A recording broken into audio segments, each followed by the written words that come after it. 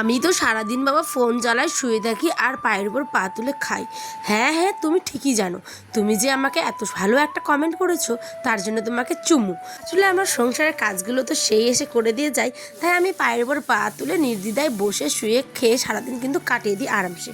জানো তো, সুন্দর সুন্দর কমেন্টগুলো পড়তে পড়তে যখনই এই ধরনের কমেন্টগুলো চোখে আসে বেশ মজা লাগে। তাই হলাম চলো আজ এই কমেন্টারই তোমাদের ডিটেলসে সমস্ত কিছু শেয়ার করি। ভালো ও নিবে ওর দিয়ে ওস্তাদ ও নানার মতোই হবে বুঝি।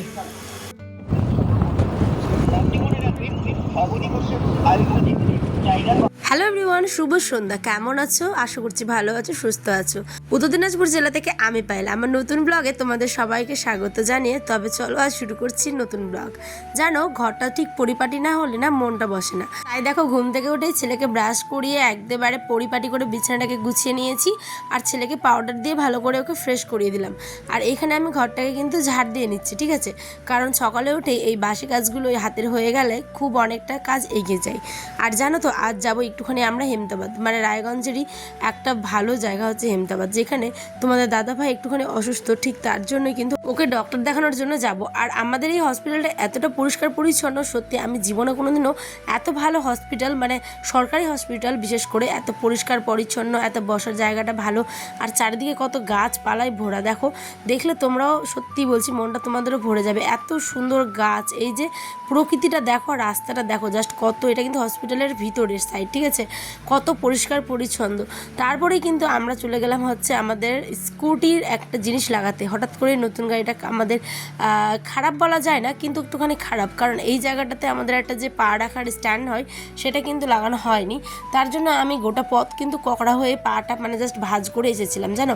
তারপর অনেক খোঁজাখুঁজির পরে 3-4টা শোরুমের পরে এই দাদাভাইয়ের এই জায়গাটা আমরা আসলাম। এখানে এসে বসলাম। এখানে কিন্তু গাড়ির যে বডিগার্ড হয় সেটাকে খোঁজা হচ্ছিল, কারণ বডিগার্ডটা লাগানো ভীষণ প্রয়োজন, রিক্সি হয়ে যায় নাহলে গাড়িটা। তো বডিগার্ডগুলো না সেট হচ্ছিল না, তো এটার জন্য আমরা অর্ডার দিয়েছি। আর ওই যে দাদাভাই দেখছো, পা রাখার যে স্ট্যান্ড হয় সেখানে কিন্তু আমাদের ওটা সেট করে দিচ্ছিল, ঠিক আছে? আমি তো ভাই চিন্তাতেই পড়ে গেছিলাম, নতুন গাড়িটা হঠাৎ করে আমাদের খারাপ হয়ে যাবে এই চিন্তা করতে করতে। আচ্ছা দাঁড়াও, তোমাদের আমি প্রথমে যে কমেন্টটা একটা দিদিভাইয়ের পড়ে শোনালাম, সে কিন্তু অবশ্যই বাংলাদেশ থেকে কমেন্টটা করেছে, কিন্তু আমি তার আইডিটা দিতে পারছি না, কিন্তু আমি তোমাদের পুরোটা একটু পরে শেয়ার করছি। তার আগে দেখো তো তোমাদের এই জিনিসটা ভালো লাগে কি না। এটা হচ্ছে আমাদের এখানে খুবই কম দামে, মানে 50 টাকা করে পাওয়া যায় পিস, ঠিক আছে? এটা হচ্ছে ডাইনিং টেবিলের যে কভারটা, যারা আমার ডেলি ব্লগ দেখো তারা তো জানোই যে এই কভারটা কিন্তু আমার ছিঁড়ে গেছে, ঠিক সেই কারণেই কিন্তু এই কভারটা আমি এখানে নিয়ে নিলাম। আর ছেলেকে দেখো, হেমতাবাদে আসলে বা যে কোথাও গেলেই কিন্তু ছেলে আমার মিষ্টি খাবেই, তাই ওর বাবা ওকে একটা কাঁচা সন্দেশ দিয়ে দিয়েছে। দেখো, একেবারে জোর করে ঠেলে রীতিমতো ওটাকে শেষ করছে, মানে ওটা ফিনিশ করলে পরেই আর একটা পাবে নেক্সট। তো ওর পাপা কিন্তু ওকে দেখো একটাই খাইয়েছে, বাকিটা আমরা প্যাকেট করে নিলাম, দই আর হচ্ছে গিয়ে মিষ্টি, মানে সন্দেশ, সেটা হবে বাড়িতে নিয়ে যাব। আর এইখানে কিন্তু এবার আমরা বেরিয়ে পড়লাম। সকালে ওই যে ঘর গুছানোর থেকে শুরু করে বেরিয়ে পড়েছি। খাওয়া দাওয়া কিন্তু প্রেশারে আলু সেদ্ধ ভাত করেছি, যেটা তোমাদের সাথে শেয়ার করাই হয়নি, কারণ আমার ফোনের চার্জটা তখন কিন্তু ছিল না। ওকে, আমাদের দিকে রাস্তাঘাটগুলো দেখো কত ভালো, নিট অ্যান্ড ক্লিন একদম। সত্যি কথা বলতে, আমি যখন চাঁচলে যাই না, আমার বাবার বাড়ি চাঁচলে, তো যখন যাই তখন রাস্তাঘাটগুলো প্রচণ্ড খারাপ। আর এই দিকে যখন আসি ধরো রায়গঞ্জের দিকে, রাস্তাঘাটগুলো দেখবে মনটা পুরো ঠান্ডা হয়ে যাবে, বিশ্বাস করো তোমরা। এখন বিকেল বাজে, বিকেল বলতে 6টা। এখন ভিডিও আপলোড দেবো। আর এদিকে বর যাচ্ছে এখন, আজ যেহেতু বৃহস্পতিবার, আজ ব্যাগ নিয়ে হাঁটে। চলো, আজ রান্না হবে কিছু একটা আনবে, তারপর তোমাদের সাথে শেয়ার করব।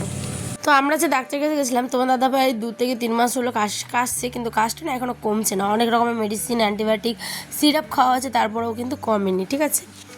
যার কারণে আমরা কিন্তু হসপিটালে গেছিলাম। মুছে দেবো কেন হলো? মোবাইলটা নিলে সাবধানে আসবে, খেয়ে নেবে কিছু ওখানে।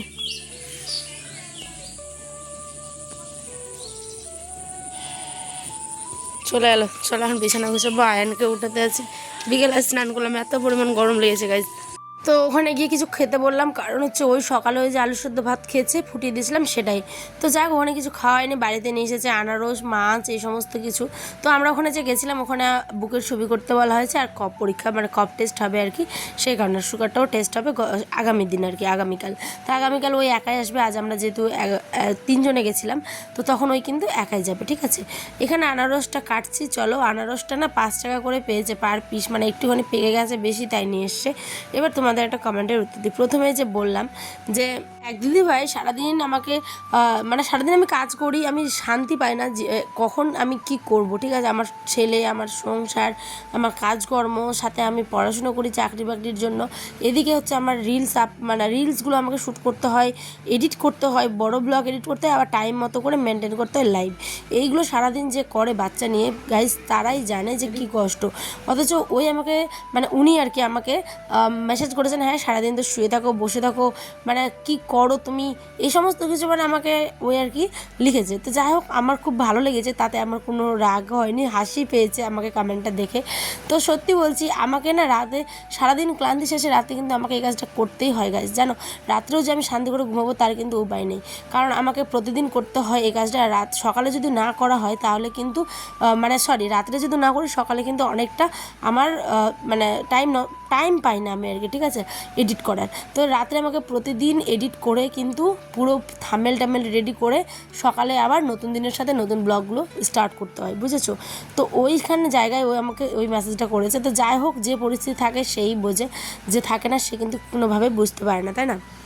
যাই হোক উনি হয়তো পুরো ব্লগটা আমার না দেখেই আর কি অর্ধেক কথা বা অর্ধেক ব্লগ দেখে হয়তো ফিনিশ করে দিয়েছে, স্কিপ করে গেছে ব্লগ দেখে, তাই।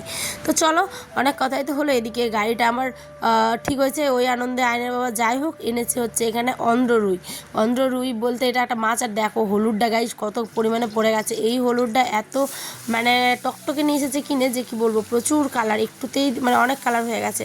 তো আমি তো প্রথমে একটুখানি বেশি দিয়েছি, কারণ আমাদের যে আগের হলুদটা ছিল ঠিক তার মতোই দিয়েছি, কিন্তু এটার দেখো রঙটা প্রচুর। এবার কড়া করে মাছের আগে আমি চাকাগুলোকে ভেজে নিচ্ছি, জানো। আজ না ভীষণই ভালো লাগছে, সত্যি বলছি। অনেক বড় একটা চিন্তা মানে মাথা থেকে নামলো, যে যাই হোক কপ পরীক্ষা হবে, এবার রক্ত পরীক্ষা হবে, তারপর অরিজিনাল ব্যাপারটা জানা যাবে যে কি হয়েছে, ঠিক আছে। তো এখানটায় যে মাছটা আর আমার রান্না হয়ে গেছে। এদিকে আনাবা দেখো হাট করে এনেছে হচ্ছে, গ্রামে যেহেতু আমাদের হাট বসে সারা সপ্তাহের বাজার, 2টা শাকের তার, করলা, পটল, আলু তো নিয়ে আসেনি, কচু নিয়ে এসেছে। তো সমস্ত কিছু এবার আমি একে একে গুছিয়ে রাখবো। আর ভাত যেহেতু আমি মাছ করছি আর ভাত করলাম, তাই ভাবলাম চলো 2-3টে পটলও বেজে নিই, তাহলে খেতে বেশ টেস্টি হবে, তাই না। তোমরা অনেকে আমার ব্লগ দেখেছো, তার জন্য থ্যাংক ইউ সো মাচ।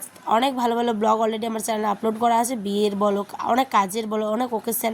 তোমরা যারা নতুন একটুখানি চাইলে ভিজিট করতেই পারো প্লিজ। আর প্লেলিস্ট আমি অলরেডি দিয়ে রাখবো, তোমরা চাইলে ভিজিট করতে পারো। সো ব্লগ কেমন হলো জানিও। টাটা সবাইকে।